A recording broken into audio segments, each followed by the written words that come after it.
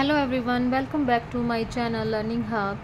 Today we will start our next topic, that is M phase. And yesterday we did the phases of life cycle. मतलब life cycle में कितने phases होते हैं ये हम कल कर चुके हैं और आज हम स्टार्ट करेंगे हमारा M phase.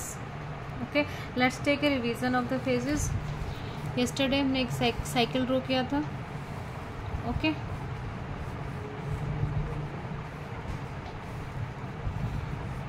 ये कौन सा है? एम फेज है, right. It will take 1 hour. G1 phase, G1 S, G2 it will take 11 hour, 8 hour and take 4 hour.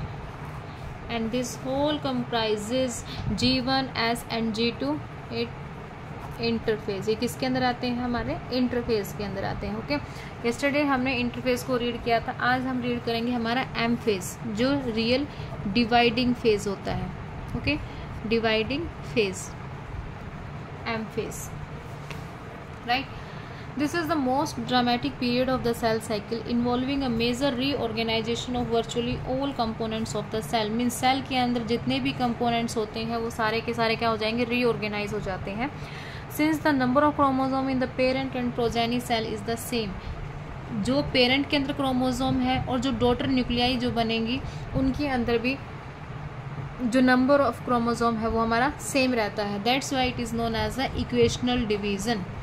Means starting में हमारे पास क्या होता है? 2n 2c, मतलब क्रोमोसोम का नंबर और डीएनए का नंबर जो है वो 2n 2c होता है. और जब ये डिवाइड होता है तो 2n और 2c ही रहता है. 2n 2c 2n 2c means parent के पास भी 2n 2c है और वो अपनी डॉटर न्यूक्लियाई को भी 2n 2c ही सेम देता है. That's why it is known as a equational division. मतलब पेरेंट के पास भी सेम है और प्रोजेनी सेल्स के अंदर भी सेम है. तो for convenience mitosis has been divided into 4 stages of nuclear division. Nuclear division का दूसरा नाम क्या है हमारा? Karyokinesis. It is very essential to understand that cell division is a progressive process and very clear-cut lines can't be drawn between various stages. Karyokinesis involves the following 4 stages. अब ये 4 stages important है. कौन कौन सी 4 stages हैं? Prophase, metaphase, anaphase and telophase. Okay, यहाँ पे क्या है? अब एम फेज जो है हमारा क्या होता है? डिवीजन फेज होता है. Division phase, right. अब किस किस का डिवीजन होता है? यहाँ पे न्यूक्लियस का डिवीजन होता है. न्यूक्लियस का division known as the karyokinesis. Karyokinesis. और एंड में जब टीलोफेज आ जाता है तो टीलोफेज के बाद हमारा किसका डिवीजन होगा? साइटोप्लाज्म का.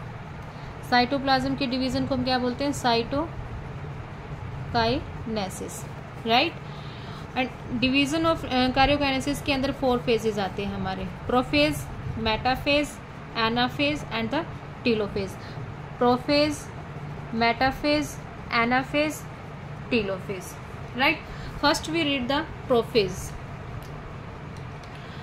Prophase, which is the first stage of karyokinesis of mitosis, follows the S and G2 phase of the interphase. जो प्रोफेज है वो किसको फॉलो करता है? S और G2 फेज ऑफ इंटरफेज को फॉलो करता है. इस फेज को फॉलो करेगा और इस फेज को फॉलो करेगा, right. In the S and G2 phases, the new DNA molecules formed are not distinct but intertwined. मतलब S phase में अब DNA की रेप्लिकेशन तो हो जाती है बट वो इंटरवेंड होते हैं. मतलब ऐसे ऐसे होती है उनकी लाइन, सेपरेशन नहीं होता है उसके अंदर, वो इंटरवेंड होते हैं. Prophase is marked by the initiation of condensation of chromosomal material. Prophase में क्या हो जाता है? कंडेंसेशन, क्रोमोसोम मटेरियल जो प्रेजेंट है उसका कंडेंसेशन होना स्टार्ट हो जाता है. मीन्स अब उनके अंदर वो अलग अलग उनकी एक शेप बनना स्टार्ट हो जाती है. पहले वो ऐसे एक गुच्छे के अंदर प्रेजेंट होते हैं, इंटरवेंट के फॉर्म में होते हैं, सेपरेट नहीं होते हैं. बट जैसे ही प्रोफेज स्टार्ट होता है तो उसके अंदर कंडेंसेशन स्टार्ट हो जाती है.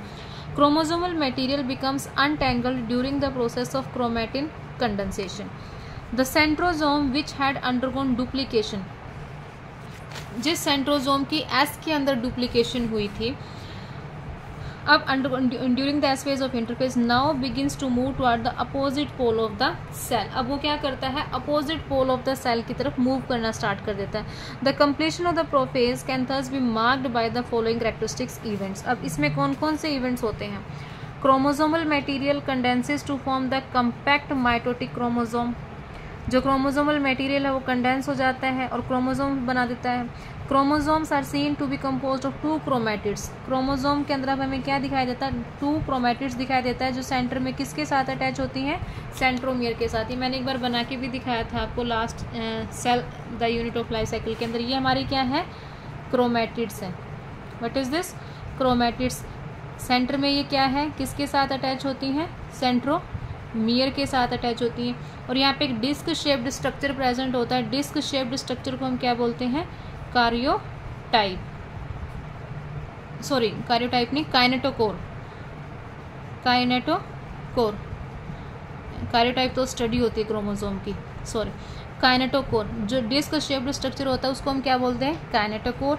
और ये जो थ्रेड लाइक स्ट्रक्चर होता है क्रोमैटिड्स, और सेंटर में ये किसके साथ अटैच होता है? हमारा सेंट्रोमियर के साथ। Each centrosome chromosomes are seen to be composed of 2 chromatids. अब क्रोमोसोम के बाद 2 क्रोमैटिड्स होते हैं जो सेंटर में क्रोमैटिड्स के साथ अटैच होते हैं, right. Centrosome which had undergone duplication. अब जो सेंट्रोसोम डुप्लीकेशन के अंदर जाता है during the interphase begins to move toward the opposite poles of the cell. Each centrosome radiates but microtubule called each centrosome radiates out. हर एक centrosome अब पोल की तरफ चला गया है तो क्या निकालेगा वहां से? एस्टर्स निकालेगा। The 2 asters together with spindle fibre. जो 2 एस्टर होते हैं together with the spindle fibre form the mitotic apparatus, right. मैं आपको ड्रॉ करके दिखाती हूँ, फिर आपको क्लियर समझ आएगा, ठीक है। मीन्स ये एक हमारा क्या है? सेल है। अब इसने क्या बोला कि जो सेंट्रोसोम है वो अपोजिट पोल्स पर जाएगा, ठीक है। ये अपोजिट पोल्स पर मूव कर गया। ये क्या होता है यहाँ पे? एस्टर। एस्टर। अब एस्टर का काम क्या है? स्पिंडल फाइबर्स को जनरेट करना। ये स्पिंडल फाइबर्स को जनरेट आउट करता है, right. This is spindle fibres. ये किसके अंदर होता है? अब सेंट्रोसोम किस में प्रेजेंट होता है? हमारा एनिमल सेल के अंदर। ये हम किसकी बात कर रहे हैं? एनिमल सेल की। एनिमल सेल के अंदर सेंट्रोसोम प्रेजेंट होता है। Centrosome plus astral rays. Astral rays are collectively known as astral mitosis. Astral mitosis, right? And astral mitosis plus spindle fiber. ये क्या है हमारा? Spindle fibre. स्पिंडल फाइबर, इसको हम क्या बोलते हैं? Spindle apparatus. कई बार क्वेश्चन ये भी आ जाता है कि स्पिंडल एपरेटस के अंदर कौन कौन क्या क्या चीज प्रेजेंट होती है? Astral plus spindle fibre, spindle apparatus, centrosome plus astral rays क्या होगा हमारा? Astral mitosis. ये तो बात थी हमारी एनिमल सेल की। बट प्लांट सेल के अंदर हमारा सेंट्रोसोम नहीं होता है। प्लांट सेल के अंदर सेंट्रोसोम नहीं होता है, तो उसके अंदर क्या प्रेजेंट होता है? ये प्लांट सेल है, उसके अंदर एस्ट्रल रेज नहीं होती हैं। अब प्लांट सेल के अंदर ना सेंट्रोसोम है ना सेंट्रियोल है। सेंट्रियोल का main function spindle fibre spindle apparatus बनाने का है, ठीक है। बट हमारा प्लांट सेल के अंदर सेंट्रोसोम और सेंट्रियोल्स जो है वो प्रेजेंट नहीं होते। ना ही इसके अंदर सेंट्रियोल होता, ना इसके अंदर सेंट्रोसोम होता। ये डिफरेंस है दोनों में, एनिमल और प्लांट सेल में, ठीक है। एनिमल सेल के अंदर सेंट्रोसोम सेंट्रियोल प्रेजेंट होता है but not in the plant cell.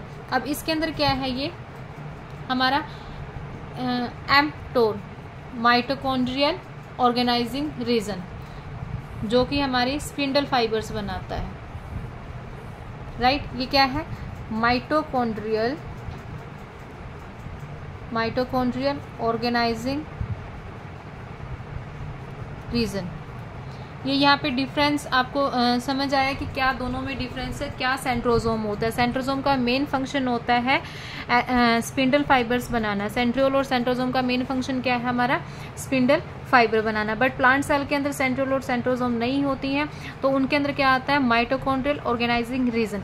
अब यही चीज इसने बोली है कि जो chromosomal material chromosomes are seen to be composed of 2 chromatids attached together at the centromere. ये लाइन थी यहाँ पे। The centrosome which had undergone duplication. जिस सेंट्रोसोम का एस फेज के अंदर डुप्लीकेशन हुआ था वही सेंट्रोसोम अब अपोजिट पोल्स पर जाता है और क्या बनाता है? स्पिंडल फाइबर्स बनाता है, right. Centrosome which had undergone duplication during the interphase begins to move toward the opposite pole, opposite pole के ऊपर अपोजिट पोल्स पर चला गया है ये।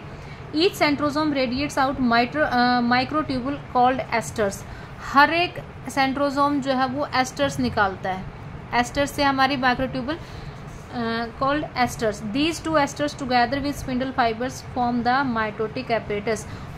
दो एस्टर और स्पिंडल फाइबर क्या कहलाएंगी, हमारा माइटोटिक एपरेटस। दो एस्टर और स्पिंडल फाइबर क्या कहलाएंगे, हमारा माइटोटिक एपरेटस। ओके, ये सारी चीजें अब कहाँ पर हो रही हैं, हमारी प्रोफेज के अंदर हो रही है, राइट। और क्या क्या चीजें होती हैं, दो फेज आते हैं, एक अर्ली फेज होता है प्रोफेज का और एक हमारा लेट प्रोफेज होता है।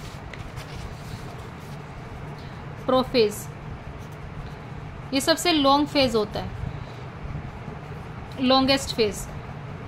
कितना टाइम लॉन्गेस्ट फेज, ठीक है, longest phase of mitosis. Early prophase and the late prophase. अब अर्ली के अंदर क्या होता है, देखो यहाँ पे गिवन है डायग्राम में। अर्ली प्रोफेज के अंदर ये जो न्यूक्लियर मेम्ब्रेन बनी हुई है, सेल मेम्ब्रेन जो बनी हुई है, ये डिसइंटीग्रेट होना स्टार्ट हो जाती है, मीन्स बीच में से टूटना स्टार्ट कर देती है। और लेट प्रोफेज में ये बिल्कुल ही क्या हो जाती है, डिसोल्व हो जाती है। यहाँ पे हमें मेम्ब्रेन जो है वो दिखाई नहीं देती है, बिल्कुल खत्म हो जाती है। Disintegration of nuclear membrane, endoplasmic membrane, Golgi apparatus, मतलब जो भी सेल ऑर्गेनेली होती हैं वो सारी की सारी अर्ली प्रोफेज के अंदर खत्म हो जाती है, डिसइंटीग्रेट हो जाती है। और जो सेंट्रोसोम होता है या बीच में जो सेंट्रोसोम प्रेजेंट होता है वो कहाँ चला जाता है, अपोजिट पोल्स पर जाना स्टार्ट कर देता है। एक यहाँ पे चला जाता है, एक इधर आ जाता है। लेट प्रोफेज के अंदर क्या होता है, chromatin condenses and change into, अब ये क्रोमेटिन थ्रेड लाइक स्ट्रक्चर है, पहले ऐसे ही होते पड़े हुए होते हैं कहीं कहीं पे, बट लेट प्रोफेज में क्या कर देते हैं, एक कंडेंस होना स्टार्ट हो जाता है, कंडेंस होना स्टार्ट हो जाता है और क्रोमोसोम के अंदर क्रोमेटिन अब किस में कन्वर्ट हो जाता है, क्रोमोसोम के अंदर। And formation of spindle fibre और the spindle apparatus. Means early के अंदर तो डिसइंटीग्रेशन होगी मेम्ब्रेन्स की, डिसइंटीग्रेशन ऑफ मेम्ब्रेन्स, आपकी न्यूक्लियर मेम्ब्रेन है, एंडोप्लाज्मिक रेटिकुलम है की मेम्ब्रेन है या गोल्जी एपरेटस है, जो भी है उनकी मेम्ब्रेन जो है वो डिसइंटीग्रेट हो जाती है। और लेट के अंदर क्या होता है, क्रोमेटिन किस में चेंज हो जाता है, क्रोमोसोम के अंदर, chromatin change into chromosome, right. और स्पिंडल एपरेटस बनना स्टार्ट हो जाता है, स्पिंडल एपरेटस के इसके अंदर फॉर्म हो जाता है। ये सारा प्रोसेस किसके अंदर हो रहा है, अब हमारा प्रोफेज के अंदर हो रहा है, जो कि लॉन्गेस्ट फेज होता है हमारा माइटोसिस का, फर्स्ट वन। अब सेकंड आता है हमारा मेटाफेज। मेटाफेज में अब क्या क्या एक्टिविटी हो रही है, मैं यहाँ पे आपको एक ड्रॉ करके भी दिखा देती हूँ, राइट। ये हमारा एक सेल है, ये क्या है, सिस्टर क्रोमेटिड्स, जो कि सेंट्रोमियर के साथ अटैच होती हैं, एक पेरेंटल होती है, एक मैटरनल होती है, ठीक है। सिस्टर क्रोमेटिड्स हैं, सेंट्रोमियर के साथ अटैच हैं। अब ये कंडेंस होके ऐसी शेप ले लेती हैं, राइट। नेक्स्ट आता है हमारा metaphase, the complete disintegration of nuclear envelope. मतलब अब यहाँ पे हमें न्यूक्लियर एनवेलप दिखाई ही नहीं दे रही है, देखो इस डायग्राम के अंदर अब हमें कोई न्यूक्लियर मेम्ब्रेन यहाँ पे नहीं दिखाई दे रही, कंप्लीट डिसइंटीग्रेशन हो जाता है। Marks the start of the second phase of the mitosis, hence the chromosome are spread through the cytoplasm of the cell. अब जो क्रोमोसोम है वो स्प्रेड हो जाते हैं पूरे साइटोप्लाज्म के अंदर। By this stage, condensation of chromosome is completed and they can be observed clearly under the microscope. अब हम इनको clearly microscope के अंदर देख सकते हैं। This is then is the stage at which the morphology of chromosome is most easily studied. उसी को हम बोलते हैं कार्योटाइप। जब हम कार्योटाइप क्या होता है हमारा, study of chromosome, study of chromosome, chromosome की स्टडी। सबसे बेस्ट स्टडी जो क्रोमोसोम की होती है वो कौन से फेज के अंदर होती है, हमारी मेटाफेज स्टेज के अंदर होती है। At this stage metaphase chromosome is made up of the two sister chromatid, दो सिस्टर क्रोमेटिड्स की बनी हुई होती हैं, which are held together by the centromere. यही चीज़ मैंने इसके अंदर आपको दिखाई है इधर डायग्राम में कि सिस्टर क्रोमेटिड्स हैं, ये दोनों क्या हैं, ये दोनों हैं हमारी सिस्टर क्रोमेटिड्स। किसके साथ अटैच है, सेंट्रोमियर के साथ अटैच है, which are held together by the centromere. Small disc shaped structure at the surface of the centromere called the kinetochore। और जो small shaped structure अभी मैंने इधर बना के दिखाया था आपको, ये रहा जो स्मॉल डिस्क शेप्ड स्ट्रक्चर जो साइड में प्रेजेंट होता है वो क्या होता है, kinetochore. This structure serve as the site of attachment of the spindle fibre, और यही वो साइट है जहां पर हमारी स्पिंडल फाइबर्स जो है वो अटैच होती हैं। इसको अंडरलाइन करते हैं। Called the kinetochore, this structure serve the site of the attachment of spindle fibres. ये भी यहाँ पे क्वेश्चन अराइज होता है कि स्पिंडल फाइबर्स की अटैचमेंट होने वाली साइट को हम क्या बोलते हैं, that is kinetochore. that moved into the position at the center of the cell. Hence the metaphase is characterized by all the chromosomes coming to lie at the equator. Metaphase stage के अंदर क्या होता है, जितने भी chromosomes होते हैं वो सारे के सारे equator पर line up हो जाते हैं with one chromatid of each chromosome connected by its kinetochore to spindle fibers from one pole and its sister chromatids connected by its kinetochore to spindle fiber from the opposite pole. Right? ये यहाँ पे arrange हो जाती है, equator पे arrange हो जाते हैं। इक्वेटोरियल प्लेट जिसको हम बोलते हैं, इसके अंदर मेटाफेजिक प्लेट फॉर्मेशन हो जाती है। इसके अंदर क्या होती है, मेटाफेजिक प्लेट फॉर्मेशन। राइट, सारे के सारे जो हमारे क्रोमेटिड्स हैं वो कहाँ, क्रोमोसोम है वो कहाँ अरेंज हो जाते हैं, इक्वेटर पर सेंटर में अरेंज हो जाते हैं और एक प्लेट की फॉर्म हमें दिखाई देती है। और यही वो बेस्ट स्टेज है to determine the morphology of chromosome. और स्पिंडल फाइबर्स, ये देखो क्रोमेटिड्स के पास यहाँ पे ये डिस्क शेप्ड स्ट्रक्चर प्रेजेंट होता है जिसको हम बोलते हैं काइनेटोकोर। ये हमारे क्या है, स्पिंडल फाइबर्स हैं जो काइनेटोकोर के साथ अटैच्ड होते हैं। ये है हमारा एस्टर, ये एस्ट्रल रेज हैं जहाँ से स्पिंडल फाइबर्स अराइज हो रही हैं और काइनेटोकोर के साथ अटैच हो रही हैं। Right, the plane of alignment of the chromosome at metaphase is referred as the metaphase plate. Metaphase plate. अब इसके अंदर क्या क्या हो रहा है, spindle fibres attach to the spindle fibres attach हो जाते हैं काइनेटोकोर के साथ। Chromosomes are move to spindle equator and get aligned along metaphase plate through the spindle fibre to both poles. Right, clear हुआ ये वाला फेज भी। प्रोफेज के अंदर न्यूक्लियर मेम्ब्रेन डिसइंटीग्रेट होना स्टार्ट होती हैं। मेटाफेज के अंदर हमारे जो क्रोमोसोम्स हैं वो इक्वेटर पर लाइन अप हो जाते हैं।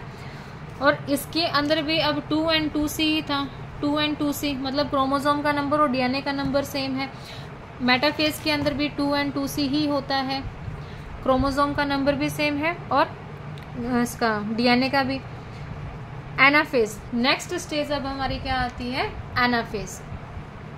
एनाफेज जो है वो सबसे शॉर्टेस्ट फेज होता है। क्या होता है, सबसे शॉर्टेस्ट फेज होता है, शॉर्टेस्ट फेज ऑफ लाइफ इसका cell cycle. At the onset of anaphase each chromosome arranged at the metaphase plate is split simultaneously and the 2 daughter chromatids now refer to as the daughter chromosome of the future daughter nuclei. अब इसके अंदर क्या होता है, metaphase plate जो है वो split होना स्टार्ट हो जाती है simultaneously.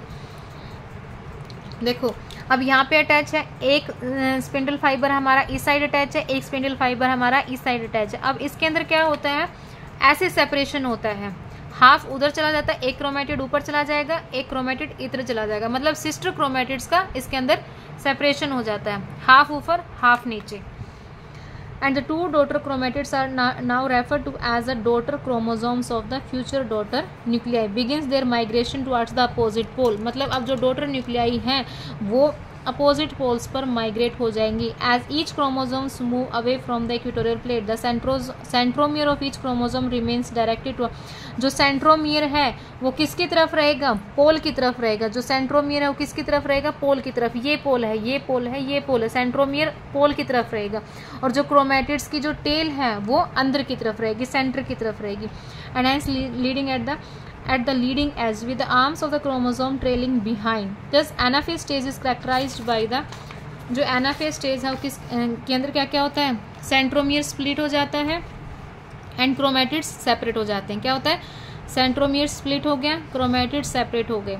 Chromatids move to the opposite pole, जो क्रोमेटिड्स हैं वो अपोजिट पोल पर चले जाते हैं। इसको मैं एक बार बना के दिखा देती हूँ आपको। एनाफेज, राइट, एनाफेज के अंदर कैसे होता है, ये हमारा सेल है, ठीक है, एस्टर है, स्पिंडल फाइबर है, ठीक। अब ये हमारा sister chromatid, sister spindle fibre किसके साथ अटैच होता है, काइनेटोकोर के साथ, राइट। स्पिंडल फाइबर किसके साथ अटैच है? काइनेटोकोर के साथ। अब हाफ डॉटर न्यूक्लियर ऊपर चला गया और हाफ नीचे वाले, दोनों अपोजिट पोल में। पहले ही हमारा ये कैसे था? ऐसे थी, साथ में ये दोनों ऐसे अटैच थे, ठीक है। बट जैसे ही एनाफेज स्टेज आती है तो दोनों के अंदर क्या हो जाते हैं? क्रोमोसोम जो है हमारा स्प्लिट होना स्टार्ट हो जाता है, सेंट्रोमियर जो है स्प्लिट हो जाती है, क्रोमेटिड्स जो है वो सेपरेट आउट हो जाती हैं। हाफ ऊपर चला गया है और इसका हाफ पार्ट इधर अपोजिट पोल पे, राइट। ये इसका काइनेटोकोर है और इसके साथ स्पिंडल फाइबर्स अटैच है। क्लियर? तो इसके अंदर सेपरेशन किसके अंदर होता है? हमारा एनाफेज के अंदर। इसके अंदर भी दो फेज आते हैं, अर्ली फेज और लेट प्रोफेज। अर्ली फेज के अंदर स्प्लिटिंग होता है और अर्ली फेज के अंदर तो पहले स्प्लिटिंग होता है, ठीक है। और जब लेट फेज आता है तो मूवमेंट होती है सिस्टर क्रोमेटिड्स की अपोजिट पोल की तरफ, कॉल्ड द डिसजंक्शन और द सेग्रीगेशन। इसको हम क्या बोलते हैं? डिसजंक्शन और सेग्रीगेशन, सेग्रीगेशन, राइट। और ये वो स्टेज होती है, बेस्ट स्टेज होती है to study the shape of chromosome. It is the best stage to study the shape of, best stage to study the shape of chromosomes. जो हमारी शेप होती है ना, V, L, J, I, metacentric, submetacentric, telocentric, acrocentric, ये वो वाली stage हमें यहाँ से मिलती है। जब हम इसको माइक्रोस्कोप के अंदर देखते हैं तो हमें वो सारी शेप हमें यहाँ से मिलेगी। कौन कौन सी? मेटासेंट्रिक, सब metacentric, acrocentric and the telocentric. कहाँ से मिलती है? हमें एनाफेज से। और अगर हमें सिर्फ क्रोमोसोम की इसका स्ट्रक्चर अगर देखना है तो वो हमें कौन सी स्टेज में मिलता है? मेटाफेज के अंदर। और अगर इसकी शेप के बारे में पता करना है कि कौन सी शेप है तो वो हमें कौन से फेज में मिलेगा? एनाफेज के अंदर, राइट। यहाँ से दो क्वेश्चन तो यही बन जाते हैं कि मॉर्फोलॉजी कौन से फेज में हम देख सकते हैं? मेटाफेज के अंदर। इसकी शेप कौन से उस फेज के अंदर हम देख सकते हैं? एनाफेज के अंदर। And the last is telophase. Telophase के अंदर क्या होता है? टीलोफेज क्या होता है? बिल्कुल अपोजिट होता है किसका? हमारा प्रोफेज का। टीलोफेज के अंदर, प्रोफेज के अंदर अब जो भी सेल मेम्ब्रेन हमारी डिसइंटीग्रेट हुई थी, अब वो सारी की सारी दोबारा बनना स्टार्ट हो जाती है किसके अंदर? टीलोफेज के अंदर। At the beginning of the final stage of the karyokinesis, that the telophase, the chromosome that have reached their respective poles decondense। पहले प्रोफेज के अंदर क्या थी हमारी? कंडेंसेशन स्टार्ट हुई थी, लिख रखा है यहाँ पे देखो। इनिशिएशन ऑफ कंडेंसेशन किसके अंदर? प्रोफेज के अंदर। बट टीलोफेज के अंदर क्या हो जाती है? अब डीकंडेंसेशन स्टार्ट हो जाती है and loss there individuality. The individual chromosomes can no longer be seen and each set of chromatin material tends to collect at each of the two poles। अब इसके अंदर क्या क्या होते हैं? Chromosome cluster eight opposite spindle fibres and their identity is lost. इनकी identity जो है वो लॉस्ट हो जाती है। Nuclear envelope dwells around the chromosome. Nuclear envelope दोबारा से बनना स्टार्ट हो जाता है। Nucleolus, Golgi complex and endoplasmic reticulum दोबारा से रीफॉर्म हो जाता है। ये क्या है? Opposite of prophase. हम इसको लिख सकते हैं अपोजिट ऑफ प्रोफेज। मतलब प्रोफेज के अंदर जो कुछ भी डिसॉल्व हुआ था, डिसइंटीग्रेट हुआ था, कंडेंस हुआ था, अब इसके अंदर वो दोबारा से बनना स्टार्ट हो जाता है। दोबारा से सेल मेम्ब्रेन बन जाएंगे, न्यूक्लियर मेम्ब्रेन बन जाएगी, न्यूक्लियोलस आ जाता है दोबारा से। और जो भी आइडेंटिटी, मतलब पहले क्रोमोसोम बन गया था, क्रोमेटिड बन गया था, अब वो दोबारा से उनकी आइडेंटिटी क्या हो जाती है? लॉस हो जाती है। You can see here in the diagram also. Anaphase के अंदर हमें क्रोमेटिड्स क्लियरली विजिबल हैं, बट टीलोफेज के अंदर अब हमें कुछ भी यहाँ पे विजिबल नहीं है। Same interphase. So these are the 4 phases of mitosis. Prophase जो लॉन्गेस्ट फेज होता है सेल साइकिल का, देन है मेटाफेज। मेटाफेज के अंदर मेटाफेजिक प्लेट बनती है, सेंटर में हमारे सारे क्रोमोसोम्स जो है वो सेट हो जाते हैं। एनाफेज के अंदर जो है वो अपोजिट पोल्स की तरफ चले जाते हैं। एंड टीलोफेज के अंदर क्या होता है? अब दोबारा से सेल मेम्ब्रेन बन जाती है, जो भी आइडेंटिटी थी वो सारी हम यहाँ पे लॉस्ट हो जाती है, राइट। ये था सारा कार्योकाइनेसिस। मीन्स यहाँ पे हो रही थी हमारी न्यूक्लियस की डिवीजन। अब कार्योकाइनेसिस किसको फॉलो करता है? साइटोकाइनेसिस को। किसको फॉलो कर रहा है? साइटोकाइनेसिस को। साइटोकाइनेसिस क्या होता है? साइटोप्लाज्म की डिवीजन। Cytoplasm division. बट अगर कार्योकाइनेसिस साइटोकाइनेसिस को फॉलो नहीं करेगा तो क्या हो जाएगा, एन्यूप्लॉइडी विल अक्कर, ठीक है, मतलब बहुत ज़्यादा न्यूक्लियस बन जाएंगे, सेल एक ही रहेगा, साइटोप्लाज्म एक रहेगा, बट उसके अंदर न्यूक्लियस जो है वो बहुत ज़्यादा बन जाते हैं. Let's read what is in this paragraph. Mitosis accomplishes not only the segregation of duplicated chromosomes into daughter nuclei, but the cell itself is divided. मतलब माइटोसिस में सिर्फ सेग्रीगेशन ही नहीं होता कि सेग्रीगेशन हो गया, डॉटर न्यूक्लियाई बन गया, बट सेल भी डिवाइड होता है टू डॉटर सेल के अंदर by the separation of cytoplasm. Means सिर्फ न्यूक्लियस के डिवाइड होने का काम नहीं है, साइटोप्लाज्म को भी डिवाइड होना पड़ेगा, तभी तो अलग अलग डॉटर सेल हमें मिलेंगे.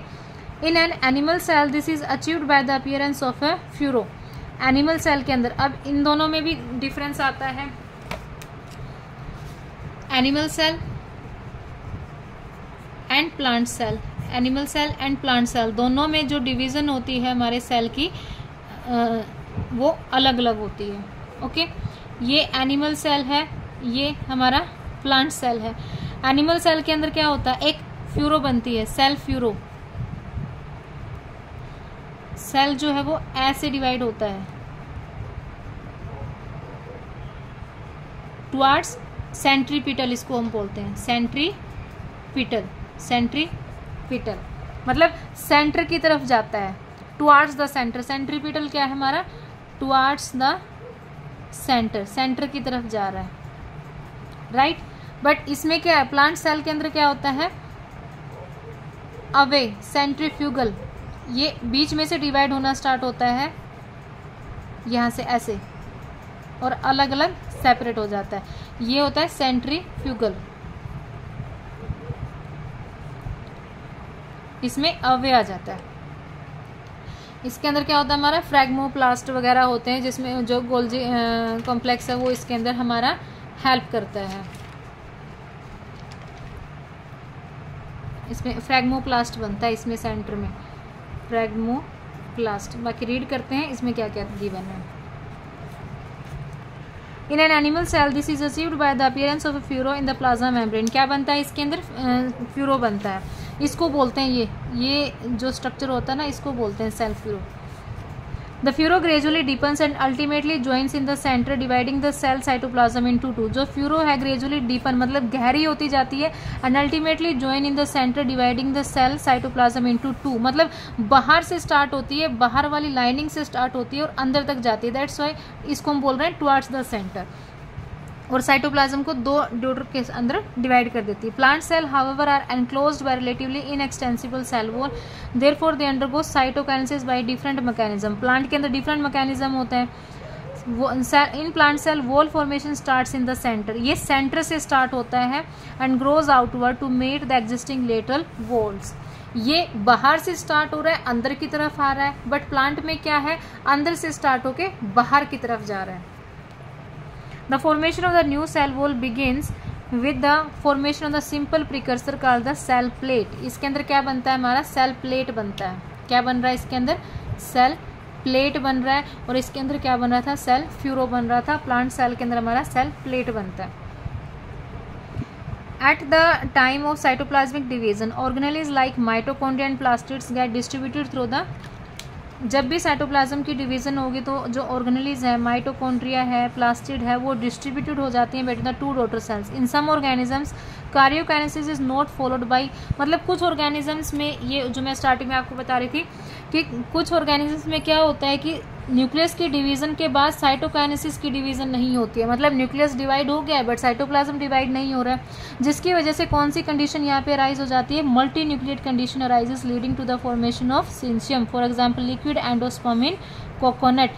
एक ही सेल के अंदर बहुत ज़्यादा जब न्यूक्लियाई बन जाते हैं, डिवाइड नहीं हो पाते हैं, तो कौन सी कंडीशन हो जाती है यहाँ पे, multi nucleate condition arises. For example liquid endosperm in coconut, जैसे कि कोकोनट के अंदर होता है. और ये इंपॉर्टेंट पॉइंट है यहाँ पे नोट डाउन करने का. Right now what are the significance of mitosis. Means mitosis के क्या क्या सिग्निफिकेंस है और कहाँ कहाँ पर ये पाया जाता है. माइटोसिस और the equational division is usually restricted to the diploid cells. इसमें होता है diploid sales.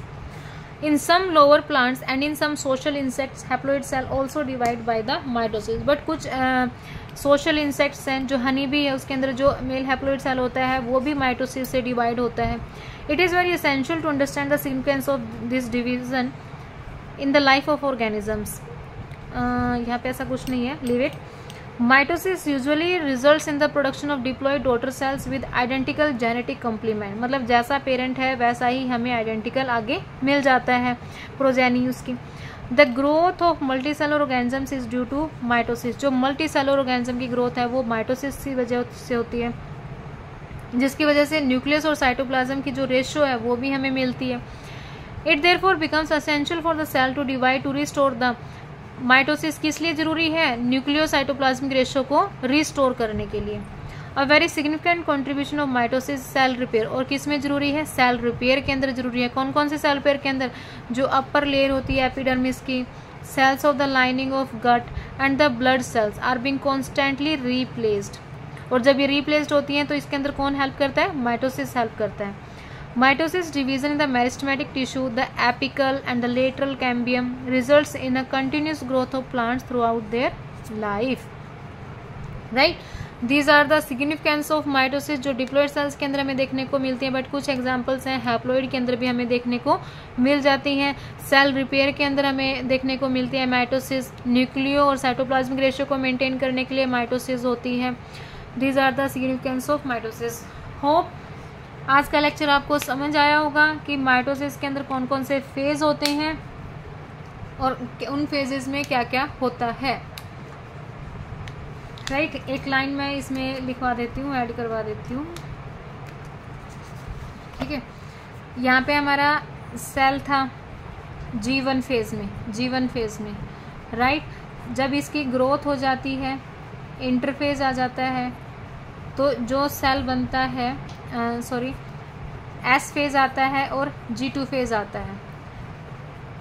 S phase, G2 phase, prophase, metaphase, इनमें हमारी कंसंट्रेशन कितनी रहती है? 2 and 4C. मतलब 4C किस लिए हुआ है? डीएनए जो है वो रेप्लिकेट हो चुका है बट क्रोमोसोम का नंबर अभी भी सेम है. एनाफेज के अंदर अब हमारा क्या हो जाता है?